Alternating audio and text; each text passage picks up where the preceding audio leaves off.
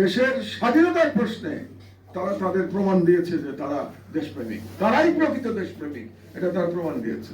সুতরাং এই দিক দিয়ে আমি আশাবাদী। আর সবশেষ জনগণের কথা বলছি, আউটসাইড পলিটিক্যাল পার্টি, আমরা যারা রাজনৈতিক দলের বাইরের শক্তি ভয়েস, আমরা যদি ঐক্যবদ্ধ থাকি, সেগুলো কিভাবে সলভ হবে এটা আব্দুর রহমান ভাই ভালো বলতে পারবেন আমার চেয়ে। কিন্তু কোন লিগাল লুপহোল আমাদের রাখা উচিত হবে না, এটা আমি একজন নাগরিক হিসেবে আমি প্রত্যাশা করি। আর সর্বশেষ কথা হচ্ছে যে আগামী নির্বাচনটাকে বানচাল করার জন্য কিন্তু ভারত থেকে যত দূর সম্ভব চেষ্টা করা হবে, এটা আমাদের মাথায় রাখতে হবে। এবং সেটা আমরা দেখতে পাচ্ছি যে এমনকি আইন শৃঙ্খলা বাহিনীর মধ্যে ভারতীয় এজেন্টরা কাজ করছে। একজন মেজর তো অ্যারেস্ট হয়েছে, আমরা দেখতে পেয়েছি, তার পরিবার সূত্র অ্যারেস্ট হয়েছে। তো সুতরাং এই ষড়যন্ত্রগুলো কিন্তু চলতেই থাকবে। এবং আমরা জানি যে দিল্লিতে ষড়যন্ত্র চলছে এবং এখানে নানা রকম স্যাবোটাজ হওয়ার সম্ভাবনা আছে, আশঙ্কা আছে। সম্ভাবনা বলে আমি শব্দটা বলি যে আশঙ্কা আছে। নানা রকম স্যাবোটাজ করে নির্বাচনটাকে যদি তারা আটকে দিতে পারে, তাহলে তখন কিছু লেজিটিমেসির প্রশ্ন আরো শক্তভাবে চলে আসবে যদি নির্বাচন না হয়। কাজে আমি মনে করি যে লেজিটিমেসির বিতর্ক শেষ করার জন্যও একটা free and fair and peaceful নির্বাচন হওয়া আবশ্যক।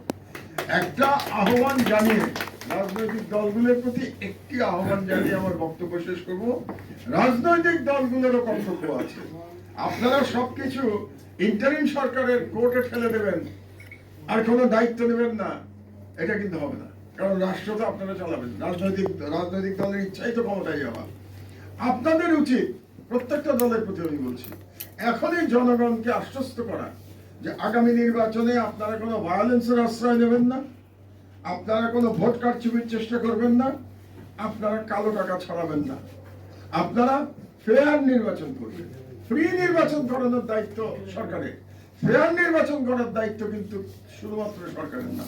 নির্বাচন ফেয়ার হতে হলে রাজনৈতিক দলেরও একই দায়িত্ব সরকারের মতো, যদি ফেয়ার নির্বাচন হতে হয়। সুতরাং আমার রাজনৈতিক দলের প্রতি আহ্বান থাকবে, আপনারা জনগণের কাছে প্রতিশ্রুতি দেন যে আপনারা প্রত্যেকে ফেয়ার নির্বাচন করবেন।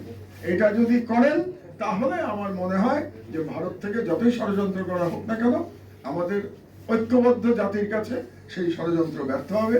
সুতরাং আসুন আমরা সকলে মিলে আমরা একটা ফ্রি অ্যান্ড ফেয়ার নির্বাচন কিভাবে করা যায় এটা নিয়ে আলোচনা করি এবং এটা নিয়ে আমাদের পরামর্শ আমরা দিতে থাকি পাবলিকলি।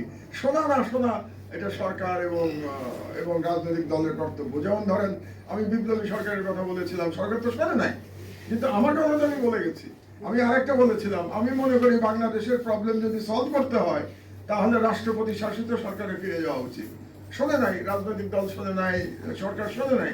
আমি মনে করি এইসব আপার চেম্বার বাদ দিয়ে যদি ফ্রান্স কিংবা আমেরিকার মতো রাষ্ট্রপতি শাসিত সরকারে আমরা যেতাম এবং ক্ষমতা রাষ্ট্রপতি এবং পার্লামেন্টের মধ্যে ভাগ করে দিতাম, যেরকম মার্কিন যুক্তরাষ্ট্রের প্রেসিডেন্ট এবং কংগ্রেস এবং সিনেটের মধ্যে ভাগ করা আছে, এরকম করে দিতাম, তাহলে হয়তো সেটা মোর মিনিংফুল সংস্কার হতো।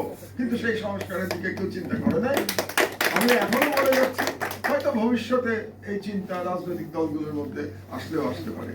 আপনারা যে একজন বেআইনি লোককে আইনি সবাই আমন্ত্রণ জানিয়েছেন প্রধান অতিথি হিসেবে, এই জন্য আপনাদেরকে ধন্যবাদ জানাচ্ছি। আল্লাহ হাফেজ। বাংলাদেশ জিন্দাবাদ।